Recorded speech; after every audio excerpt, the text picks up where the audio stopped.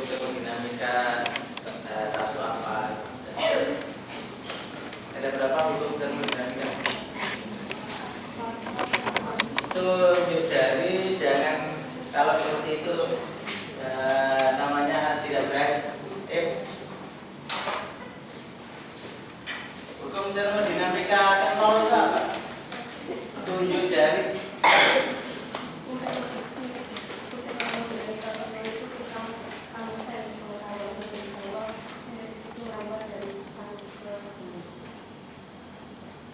Gamansen ya, Gamansen itu bahasa Indonesia ya. Gamansen itu logis. Oke. Kasih poin satu ya, baca mencatat. Kenapa ada hukum termodinamika yang nol? Kenapa nggak dimulai dari satu? Kan aneh kan ini? Ada hukum kan nol, hukum Maxwell kan dimulai dari 1, 2, 3 gitu ya. Kenapa ada hukum termodinamika yang nol? Oh kayaknya nggak ada huruf lagi, nggak ada akal lagi. Kenapa ada hukum termodinamika yang nol? Karena ada informasi.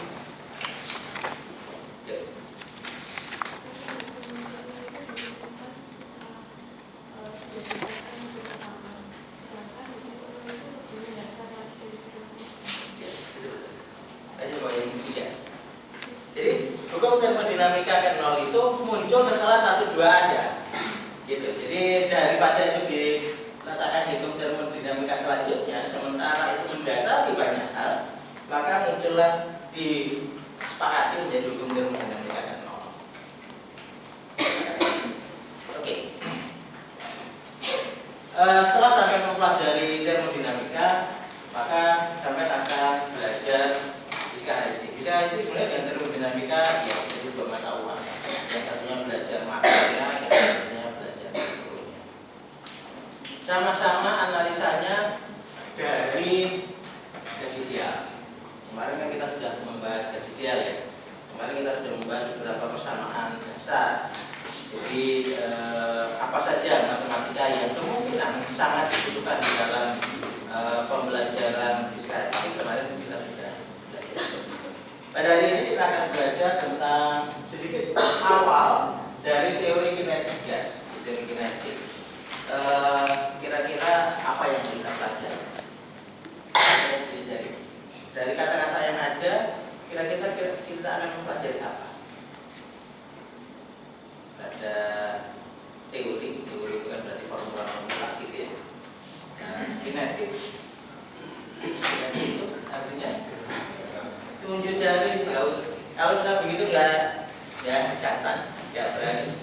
Kalau hanya gremeng gitu, tunjukkan bahwa sampai adalah orang yang berani. Kalaupun salah juga tidak apa-apa, bukan berarti kemudian salah sampai harus dihukum seperti kali satu. Ayo, yuk.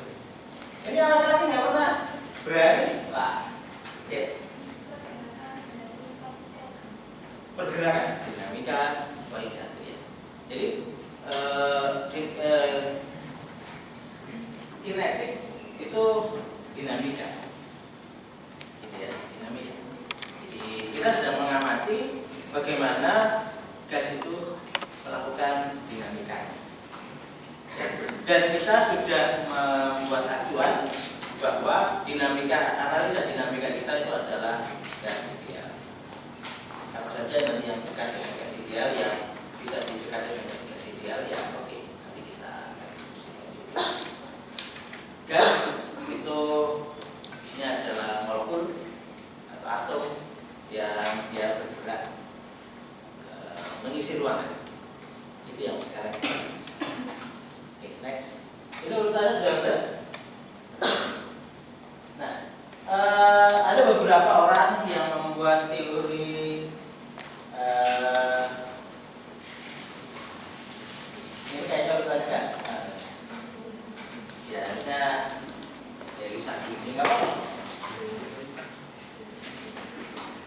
Urutkan dulu, soalnya ceritanya beda.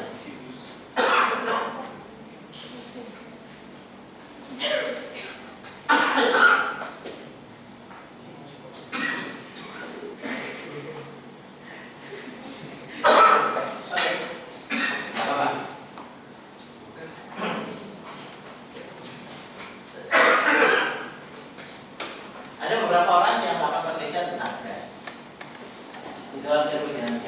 Beberapa orang ini nanti akhirnya membuat satu kesatuan persamaan umum ya. Karena ini adalah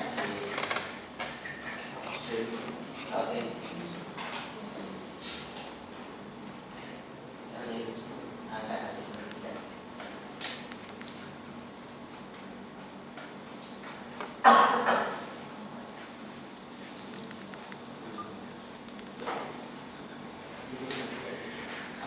Ya, sambil nunggu di toilet. Jadi ada beberapa orang yang meneliti tentang termodinamika, tentang makronya, dan beberapa orang meneliti ini sampai pada kesimpulan bahwa formulanya itu konstan. Konstan itu artinya misalkan begini, X ditambah Y sama dengan konstan, maka kita bisa mendapatkan X1 ditambah Y1 sama dengan X2 ditambah Y2 karena konstan, gitu ya. Jadi perubahan ketika konstan sama dengan energi mekanik ketika konservatif, ketika dia tidak ada tambahan energi luar, maka energi itu tetap, gitu kan. Teori kekalahan energi ini yang sekarang sering jadi masalah. Teori kekalahan energi itu mengatakan bahwa energi jika tidak ada injekan dari luar, jika tidak ada energi yang terbuang, maka energinya harus tetap. Gitu. Katanya begitu, katanya. Kenapa saya sering kasih? Saya melakukan katanya. Karena kalau dengan teori kekalahan energi ini, maka muncullah konsep Big Bang, ledakan besar yang dianggap oleh Einstein itu bahwa dulu alam semesta itu energinya juga segitu, tapi ukuran volumenya kecil. Terus kemudian dia membesar, dan ketika dia membesar dengan bentuk kayak trompet, itu katanya begitu. Dengan bentuk kayak trompet itu energinya tidak akan mungkin berubah. Tidak ada energi yang diciptakan, tidak ada energi yang dimusnahkan. Katanya begitu. Berarti kalau begini konsekuensinya tidak ada konsep penciptaan. T sama dengan nol itu tidak ada. Menurut teori hukum kalimat, ya tidak. T sama dengan nol itu ada. Artinya sesuatu yang tidak ada menjadi ada. Jadi penciptaan oleh sang maha pencipta itu harus ada. Tapi menurut hukum kekalahan energi itu tidak ada. Konsekuensinya itu. Jadi alam semesta itu ada dengan sendiri tanpa pencipta.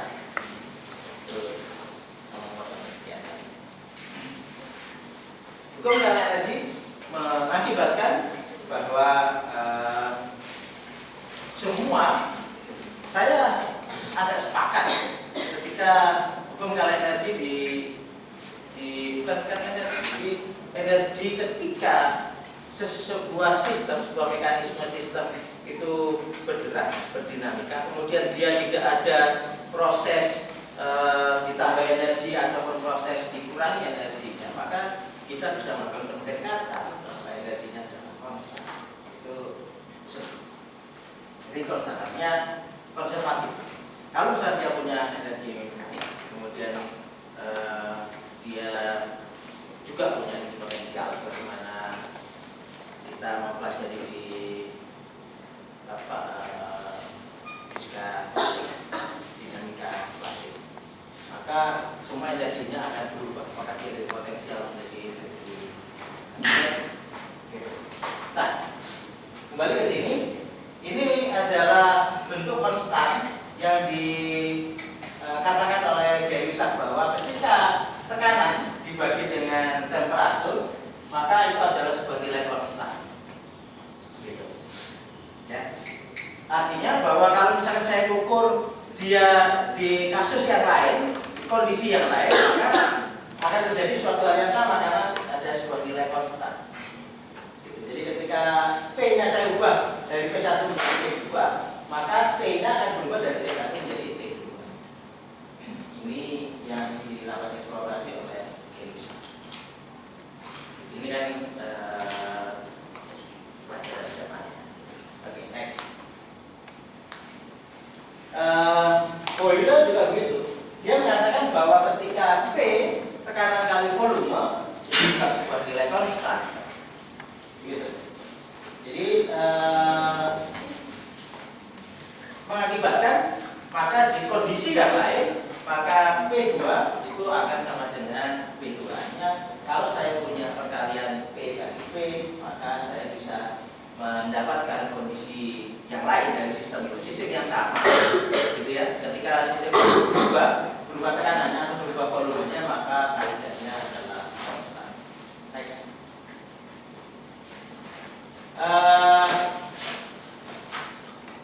Tiga parameter itu seakan-akan ketika dicoba untuk eksplorasi mendapatkan sebuah nilai konstan. Jadi P per T itu juga sebuah nilai konstan. Itu dilakukan eksplorasi oleh si Chan. Next. Ada sesuatu yang cukup menarik. Ada seseorang yang bernama Avogadro. Avogadro itu sebenarnya adalah sebuah bilangan. Jadi dia itu ingin menyederhanakan. Jadi menyederhanakan satuan mol. Jadi jumlah, misalkan saja kita kan mau pelajari dinamika partikel yang sangat banyak.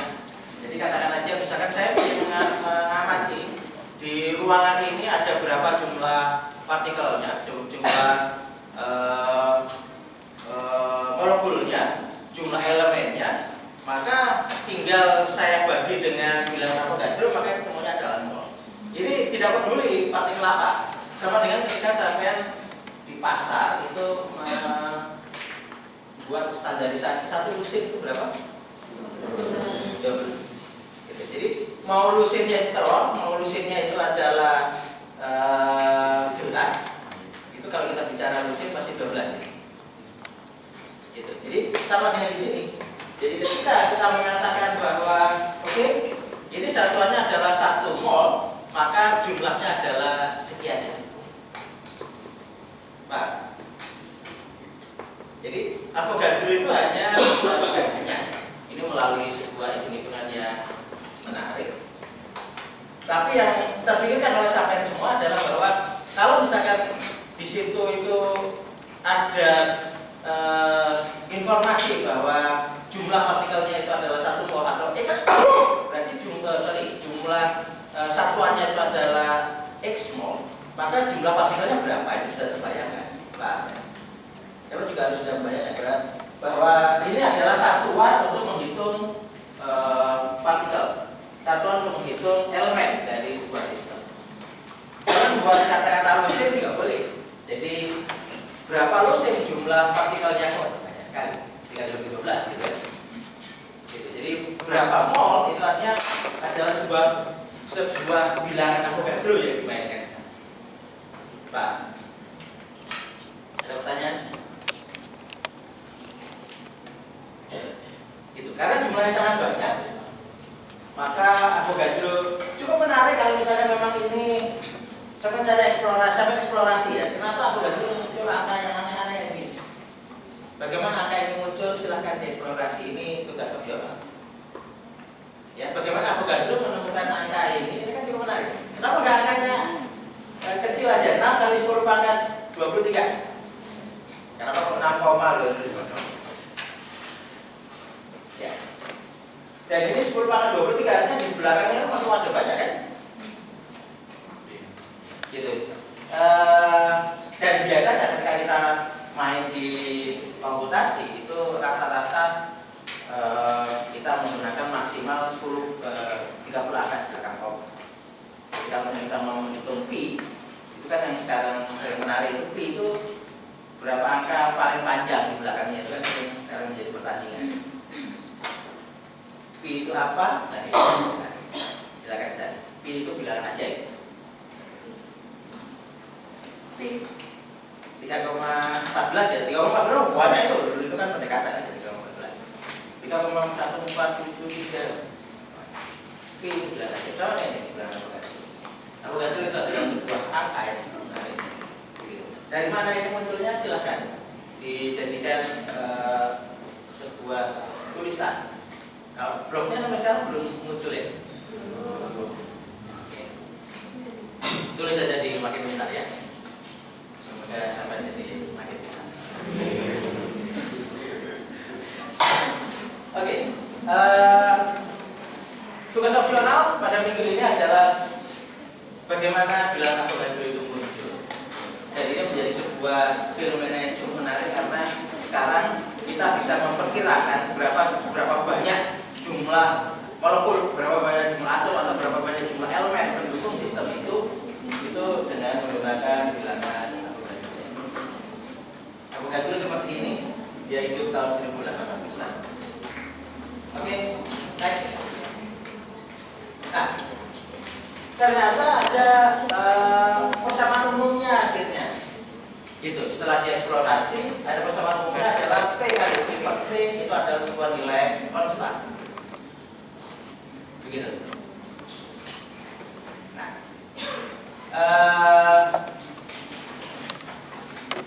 silakan nanti ini dihubungkan dengan munculnya bilangan Avogadro ya. Jadi dari situ ada sebuah nilai konstan. Beberapa peneliti melakukan penelitian ternyata PV per T itu konstan, tidak berubah. Jadi apakah ini ada hubungannya dengan teori kekekalan, kekekalan energi, kekekalan massa, kekekalan apa lagi? Kekal. Ternyata setelah dianalisa, maka muncullah N kali N sa dengan R itu adalah persentase gas umum. Jadi ketika gas berbeda maka kita akan mempunyai nilai N yang berbeda. Dan N itu adalah jumlah mol gas. Jumlah mol gas itu adalah jumlah partikel penyusun gas itu, gitu kan ya.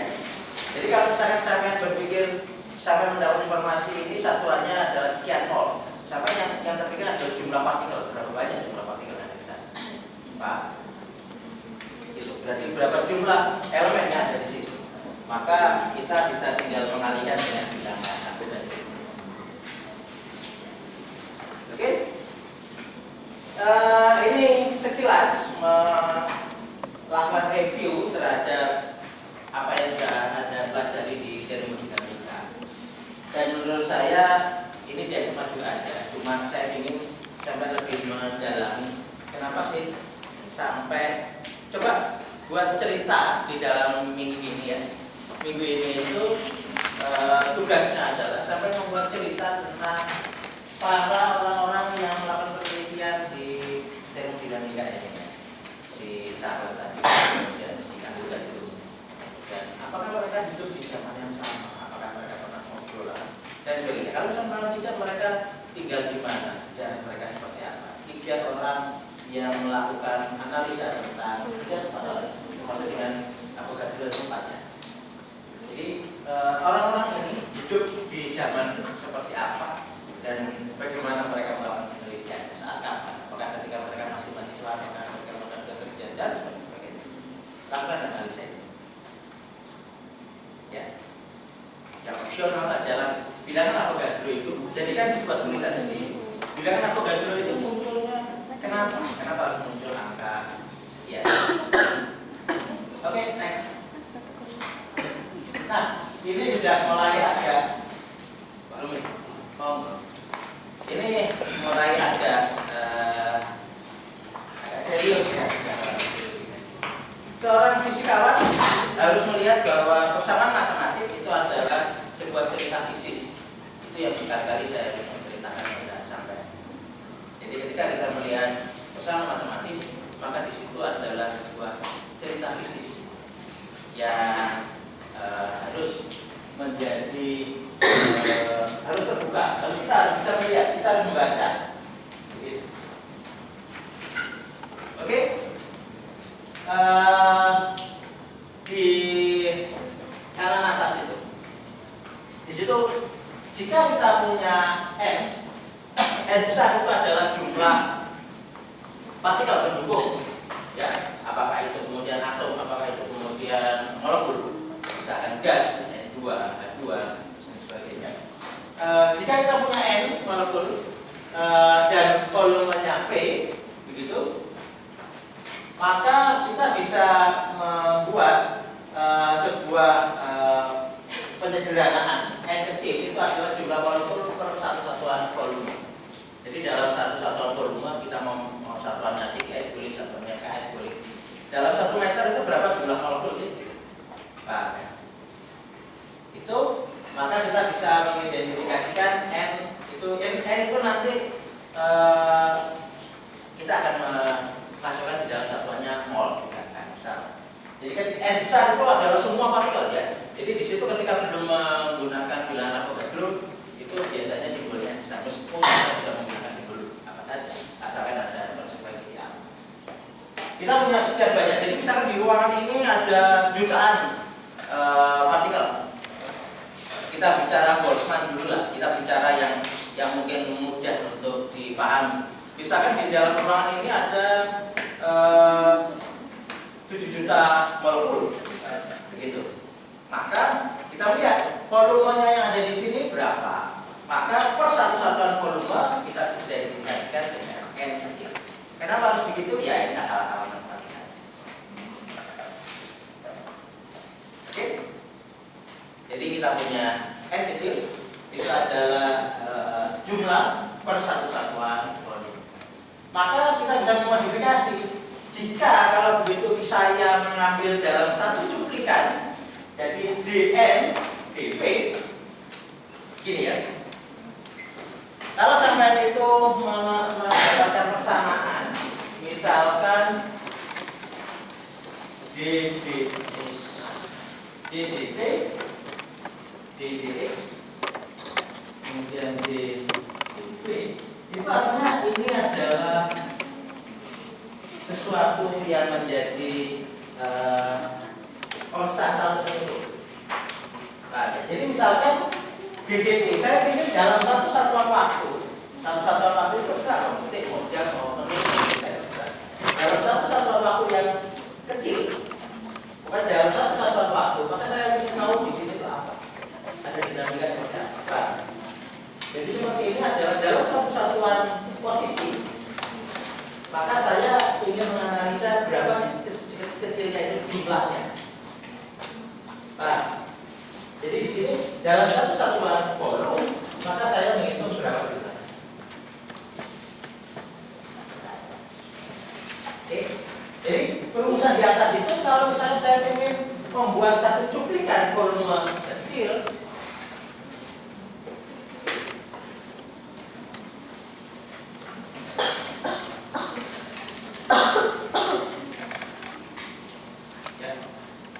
P itu ketika jadi dalam ruangan total itu kita punya P, maka ketika di dalam sel yang kecil maka kita punya dV. Jadi ketika P sekarang kita mau menganalisa, tadi kan kita sudah punya yang skala kubik bahwa saya punya N adalah jumlah molekul, kita bicara langsung molekul aja, saya bicara elemen nanti pikirannya tak punya elemen gitu. Jadi pokoknya di dalam ruangan ini kita pakai teorinya Boltzmann bahwa di dalam ruangan ini ada berapa jumlah oksigen, ada berapa jumlah hidrogen, ada berapa jumlah nitrogen. Begitu maka kita punya N kecil itu adalah jumlah nitrogen dalam satu satuan volume. Oke. Nah, ketika saya oke kalau begitu terlalu besar yang saya mainkan, saya ingin membentuk kecil. Jadi ketika saya membuat volumenya kecil, maka di dalam itu ada berapa banyak. Maka kita bisa membuat perumusan dN atau dN/dV itu sama dengan N juga. Paham ya? Kenapa dN/dV sama dengan N juga? Sementara N/V itu sama dengan N juga. Ayo coba yang seperti ini. Ya, itu N itu adalah N kecil.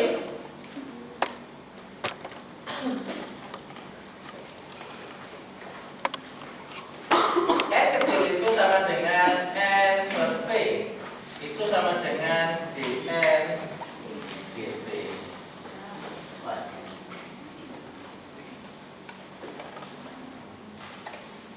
Kenapa tidak dibuat seperti ini? Kenapa tidak dibuat seperti ini? Jadi ketika ini saya pindah ke sana, maka V itu sama dengan N/N, begitu ya? Ini kan bisa dN, begitu. Kalau permainan matematik seperti itu. Kalau permainan fisika beda. Kenapa? Kenapa tidak ini yang saya mainkan? Sehingga saya bisa mendapatkan dN itu sama dengan V dn, atau saya buat dn sama dengan seperti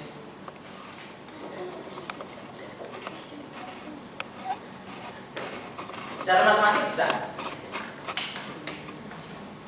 Kenapa kita tidak mainkan ini? Nanti kita akan main di dn. Nanti kita main di sini. Ayo coba dianalisa. Kita sementara ini main di sini.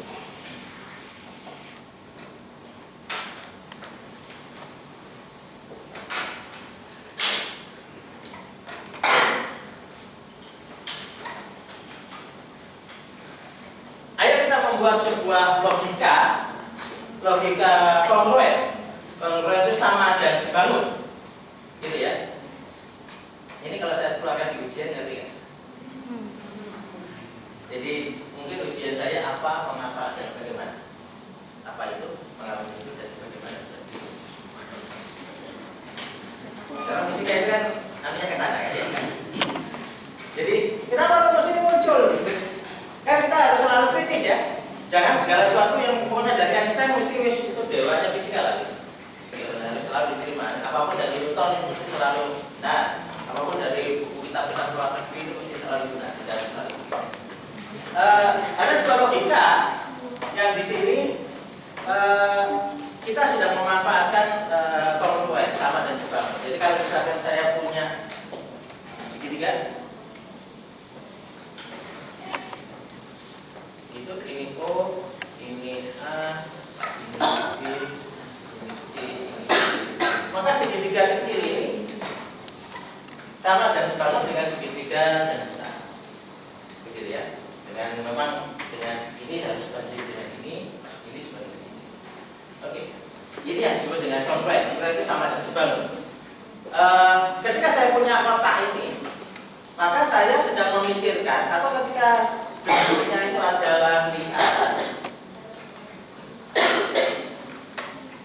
bentuknya itu adalah kotak, tergantung nanti kita pakai, tergantung kita itu mau pakai koordinat apa, kartesian atau koordinat bola. Ini satu komponen koordinat segitiga. Maka di sini sedang dibayangkan di dalam konsep ini adalah bahwa n itu kan jumlah molekul dalam satu satuan volume. Ketika saya mencari dalam volume yang kecil, maka n ini tidak terpengaruh. Artinya apa? Artinya apa? Halo? Ini konsekuensinya apa ini? Ayo, yang bisa terkasih poin jawab. Wah, gede banget. Ngobrol nih, 50.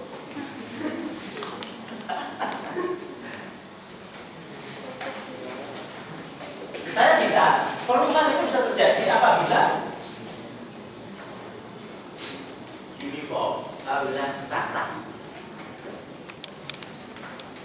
Ya, rata. Pak, poin 50. Jadi kalau misalkan tidak merata, ketika saya ambil kecil, misalnya dia melompat di situ, ketika saya ambil kecil dengan saya ambil besar, maka beda. Nah ini yang orang di sini itu melihat seperti ini, itu terbayang sebenarnya jangan selalu tinggal ikut aja. Biasanya kalau kita baca rumusnya lewat gitu ya. Yo, oke, benar. Jadi syarat ini terjadi apabila dia kontinu. Ketika kita bisa membuat sebuah kongruen antara n di skala besar dan n di skala kecil, maka anggapan bahwa gas yang ada di situ merata, uniform.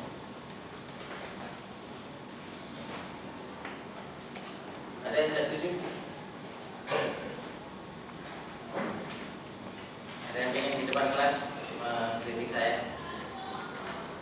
Kita lanjut ya. Oke. Karena dia rata, maka ketika saya ambil jumlah kecil, boleh dong. Kalau begitu, maka ini bisa terjadi. Kenapa ini tidak kita mainkan? Ini belum punya standar fisik. Kenapa saya tidak